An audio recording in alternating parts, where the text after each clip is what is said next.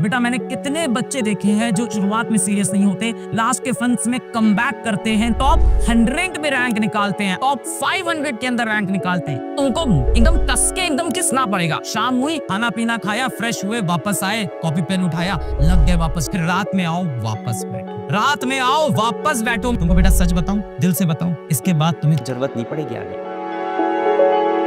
अगर सच में तुम्हारा सपना है, रियल में बेटा, मजाक में नहीं। एक तो होता है मजाक में बोल देना कि मुझे तैयारी करनी है, एक होता है मजाक में बोल देना मैं डॉक्टर बनूंगा। रियल में बेटा सच्चे दिल से ईमानदारी से बताओ, तुम्हारा अगर सपना है, क्या तुम 8 घंटे पढ़ सकते हो? कम से कम 8 घंटे मिनिमम। अब ये सवाल उठता है, हो जाएगा बेटा। मैंने कितने बच्चे पीडब्ल्यू के देखे हैं जो शुरुआत में सीरियस नहीं होते, लास्ट के फंड्स में कमबैक करते हैं, नीट के अंदर टॉप 100 में रैंक निकालते हैं, आईआईटी के अंदर टॉप 500 के अंदर रैंक निकालते हैं। Yes it is possible, yes it is possible. कैसे पॉसिबल है, आओ मैं तुमको ब्रेक डाउन समझाता हूँ थोड़ा। अब इसको बहुत ही सिस्टमैटिकली, बहुत ही स्ट्रैटेजी के साथ डिवाइड किया है। वो ये है कि बच्चा लेक्चर तो मूवी की तरह एंजॉय करता है, देख लिया, बड़ा मजा आया, सब समझ में आया, क्वेश्चन फिर भी नहीं हो रहे हैं, एग्जाम फिर भी नहीं निकल रहा है, क्योंकि बच्चा खुद से प्रैक्टिस नहीं करता है। बच्चा लेक्चर्स तो बड़े मजे से देखता है, बड़ा आनंद आता है, बड़ा रस आता है, प्रैक्टिस ही नहीं किया। शाम हुई, खाना ना खाओ, फ्रेश हो लो, खाना पीना खाया, फ्रेश हुए, वापस आए, कॉपी पेन उठाया,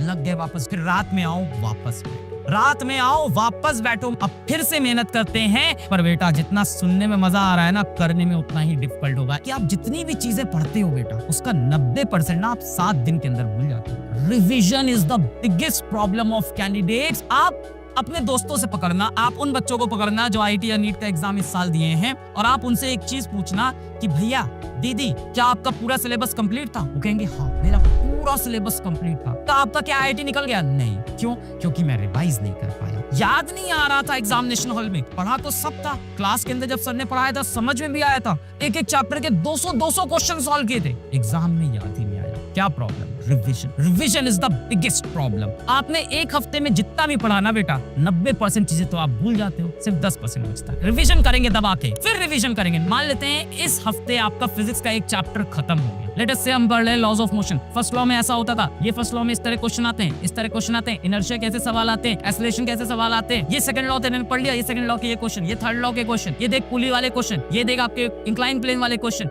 ये देख सीडो फोर्स वाले क्वेश्चन। कोई भी बच्चा जो हिम्मत नहीं रखता है ना वापस लड़ने की, मैं आपसे बेटा रिक्वेस्ट करूंगा आना मत। आपका मैं फीडबैक भी नहीं दूंगा। जो बच्चा एक्चुअल दिल से फाइटर है ना, 9, 5, 14, 2, 16 घंटे एक चैप्टर पे अपने को कितने मिले थे? 30 घंटे। अभी भी 14 आवर्स, 14 घंटे अभी भी आपके बचे हुए हैं, जिसमें आप बेटा सेल्फ स्टडी, प्रैक्टिस, रिवीजन खुद से भी कर सकते हो। तुमको बेटा सच बताऊं, दिल से बताऊं, इसके बाद तुम्हें जरूरत नहीं पड़ेगी आगे। ये 16 आवर्स एक्चुअली इनफ होंगे, जिसे हम बोलते हैं गोल्डन पीरियड। ये 14 आवर्स में तुम थोड़ा ऊपर नीचे भी कर गए ना, कोई टेंशन नहीं है, यहाँ पे चीजें संभल जाएगी। पर यहाँ तुमने ऊपर नीचे किया ना बेटा, फिर अब समय नहीं है। 14 घंटे पढ़ूंगा, 14 घंटे की रोज पढ़ाई करेंगे। आई प्रॉमिस, अगर तुम नहीं लिखोगे मैं बंद कर दूंगा, क्योंकि कोई मतलब नहीं ना, कोई मतलब नहीं। मैं किस लिए सब कर रहा हूँ? तुमको एकदम कस के एकदम किसना पड़ेगा। तुम डिसाइड कर लो कि तुम्हें अभी भी डॉक्टर बनने का सपना पालना है या ऐसे छोड़ना है। ऐसा तो है नहीं कि तुम्हें कुछ भी नहीं आता है, तुम्हें काफी चीजें आती है। जिसकी प्रिपरेशन खराब है, जिसकी प्रिपरेशन ठीक है, जिसकी प्रिपरेशन अच्छी है, सभी के स्कोर यहाँ से बढ़ेंगे। जो भी आप पहले परफॉर्म कर रहे थे, वहां से आपका स्कोर 50-100 बढ़ जाएगा, है ना। मतलब सपोजिटली अगर आप 350 पे हो तो आप 450, 500, 550 पे पहुंच सकते हैं। 50 इसलिए बोला कि ऑलरेडी किसी के 550 आ रहे हैं, तो भाई 600 हो जाएंगे, 600 आ रहे हैं, 650। जिसकी तैयारी बहुत खराब चल रही है उसमें ज्यादा इंप्रूवमेंट आएगा, ये डेफिनेट सी बात होती है, क्योंकि बाद के नंबर टफ होते हैं। तो अगर किसी के अभी भी 300 नंबर आ रहे हैं, तो डेफिनेटली आपका बहुत बढ़ने वाला है। सर हमें तो पता ही नहीं कितने नंबर आ रहे हैं। क्या तैयारी कर रहे हो? मजाक कर रहे हो क्या तुम लोग? मैंने टेम्पो के पीछे लिखा हुआ ये देखा था एक बार, देर आप हैं